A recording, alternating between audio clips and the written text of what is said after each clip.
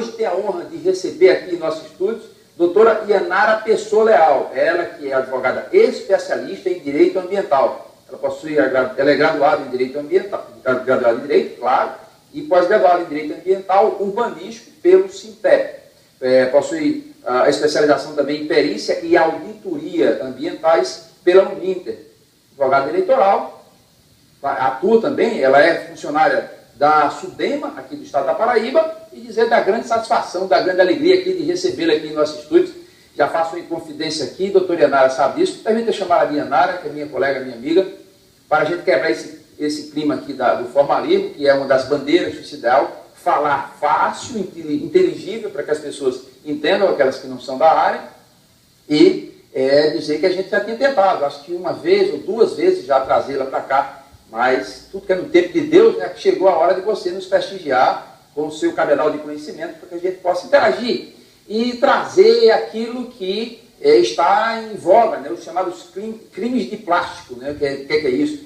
São os crimes que estão na ordem do dia, são aqueles crimes que a sociedade está se debruçando mais, está cobrando mais uma vigilância jurídica em cima disso, né, que seja coibido os crimes, ou seja, crimes atuais, crimes entre aspas, crimes que estão na moda, não a prática, mas a ocorrência e a repressão desse tipo de crime. Seja muito bem-vinda e muito obrigado por ter aceito o convite desse seu amigo e esse apresentador do XDAO e do programa, da direção do programa XDAO.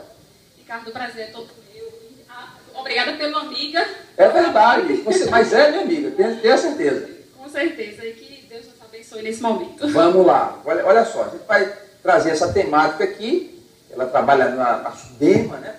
E ela é da assessoria jurídica aqui da SUDEMA do estado da Paraíba e é expert justamente nesse tema de direito ambiental. O que vem a ser o licenciamento, para a gente começar com o licenciamento? Porque a gente tem muita polêmica, Yanara, com relação ao licenciamento, né? Você está falando aqui para Campina Grande, você está falando para Patos, você está falando com um público acima de 200 mil pessoas, com certeza, 200 mil famílias em todo o estado da Paraíba, sem falar na internet. Então, aproveita para trazer para a gente, o telespectador do Justiça Ideal, o que é o licenciamento ambiental.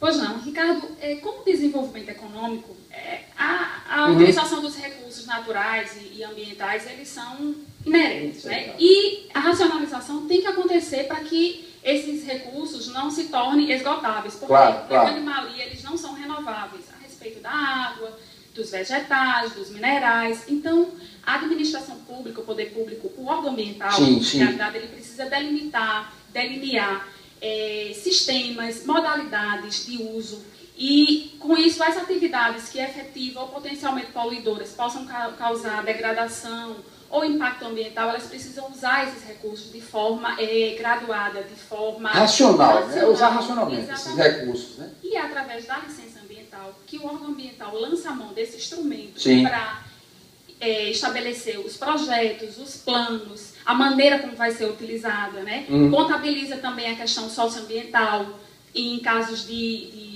algum dano ambiental que venha trazer malefícios assim quase que irreparáveis para a sociedade como um todo. Então, o licenciamento ambiental, é o mecanismo utilizado pela administração pública para delimitar o uso dos recursos naturais. Muito bem. Quer dizer, o bem que o direito tem para fazer um regramento, né, para que haja uso, como a gente disse, um uso razoável, um uso racional, sem que haja quebra da cadeia mesmo, do extrativismo mesmo, né, da exploração da natureza, né? Porque tudo hoje em dia tem muito essa equação que a gente precisa ficar muito atento. A questão financeira, que as pessoas precisam sobreviver, não é?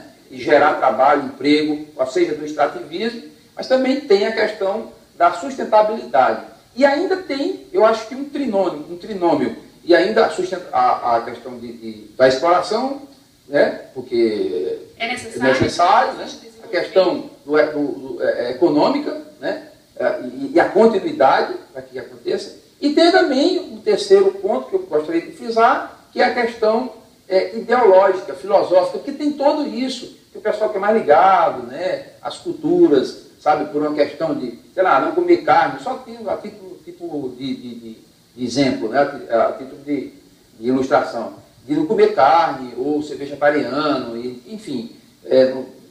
Está entendendo? As diversas culturas. As diversas culturas. Ajustar tudo isso, e acredito que o direito ambiental também vem tutelar todo esse estado de coisas. É verdade? E é para isso que ele existe. Né? Muito bom. Qual o ordenamento jurídico que está previsto obrigatoriamente no licenciamento ambiental? Pois bem, olha, a primeira estruturação legal do direito ambiental, porque existiam alguns espaços, como a Lei das Águas e outras tantas, mas foi a Política Nacional do Meio Ambiente, que é a lei número 6.938 de 81. Nele lá, como instrumento de execução, está prevista a obrigatoriedade do licenciamento ambiental para todas as atividades ou implementação ou empreendimentos que utilizem recursos ambientais, naturais e que de alguma forma seja efetiva ou potencialmente poluidora. Essa lei, que é uma lei federal, ela é de 81. A Constituição Federal, em 88, recepcionou no artigo 225. Lá também está prevista a obrigatoriedade da licença ambiental prévia ao funcionamento das atividades ou dos empreendimentos. Mais para frente, a gente se deparou com a resolução CONAMA. CONAMA é o Conselho Nacional de Meio Ambiente. Certo. É ligado ao IBAMA, hierarquicamente ao colegiado do IBAMA. Ela também, em 97, na resolução 237 de 97, ela previu exatamente a questão do licenciamento, a obrigatoriedade, e lá foi disciplinado a modalidade de licenciamento, os tipos de licenciamento, prazo de validade de licença, enfim, uma série de situações ligadas ao licenciamento. E, não obstante, as legislações estaduais, de acordo com a existência dos órgãos ambientais estaduais, e as municipais, com a implementação das secretarias municipais de meio ambiente. Então, ela vem como se fosse uma cadeia sucessória, uma seguindo o laço da outra, né? Sempre naquela hierarquia. Estado respeitando os limites da União e município respeitando os limites do Estado. A gente sabe, mas o telespectador não sabe, não é obrigado a saber, não é da área, e é por isso que a gente se utiliza dessa ferramenta aqui, através do Modestamente, claro. A gente tenta se utilizar do programa e dos excelentes entrevistados que aqui estão, para que a gente traga informação para o telespectador, para a sociedade. No caso do Estado, no caso do município, eles têm os órgãos competentes para o licenciamento, né? Exato. Por exemplo, no município, quem é competente, por exemplo, para fazer esse tipo de fiscalização ambiental, fiscalização jurídica ambiental? Ricardo, a fiscalização é comum, inclusive do cidadão. A gente não é uma faculdade, é um dever. Certo. Todos nós devemos fiscalizar o meio ambiente. Agora, as secretarias vão ter suas competências de acordo com o impacto local e a extensividade do impacto. Certo. Por exemplo, o dano. Isso vai variar também de acordo com o dano. Na verdade, tem, não é no caso, porque né? a gente não prevê o dano, a gente prevê o impacto. O impacto. Então, até o limite do impacto. Então, o que acontece? IBAMA, eu vou falar IBAMA porque é o único federal, depois teve essa dissocialização que tem o ICMBio, né? Me permite só uma coisa, porque há uma dúvida mesmo, na minha cabeça mesmo, sabe? Às vezes, quando a gente não estava mais tão inteirado dos assuntos, ficava uma dúvida assim, o que é IBAMA, o que é SUDEMA, o que é Secretaria Municipal, né? Causa um embaralhamento assim na cabeça da gente, não é verdade? E essa confusão ainda prospera. Mas, olha, deixa eu lhe explicar alguns, porque algumas pessoas não entendem. Mas é o seguinte, a Constituição diz o seguinte, que o órgão da União, o órgão federal, iria licenciar tudo que o impacto pudesse ultrapassar mais de um estado. E outras circunstâncias também, mas esse é o fator mais importante, é o determinante. Que os municípios iriam licenciar o que fosse impacto local, que na verdade não é licenciar, ele usa o termo administrar, fiscalizar, que é aquela competência administrativa e legislativa também. E residual iria ficar para as secretarias do Estado. Mas diz também que deveria acontecer uma lei complementar para regulamentar essa questão da competência. Pois bem, a Constituição é de 88. A lei só veio em novembro de 2011, que é a Lei Complementar 140. Certo. Ela praticamente ratificou, mas ela trouxe um plus a mais. Ela continuou dizendo, reafirmando o que a Constituição tinha dito a respeito da competência do IBAMA, e agora ICMBio também, que é o Instituto Chico Mendes, disse que as secretarias municipais, os municípios que tivessem Secretaria Municipal do Meio Ambiente, iriam licenciar as atividades de impacto local e que as autarquias ou as superintendências estaduais ambiental iriam licenciar e fiscalizar o que não fosse nem competência da União e nem competência do município. Acontece que ela trouxe um plusinho quando ela disse que os municípios, as secretarias municipais, iriam licenciar as atividades de impacto local. Ela disse o seguinte, ela disse que elas iriam licenciar desde que tivessem suas secretarias devidamente instituídas e seus conselhos, mas que os conselhos estaduais iriam estabelecer porte, tipologia e potencial poluidor.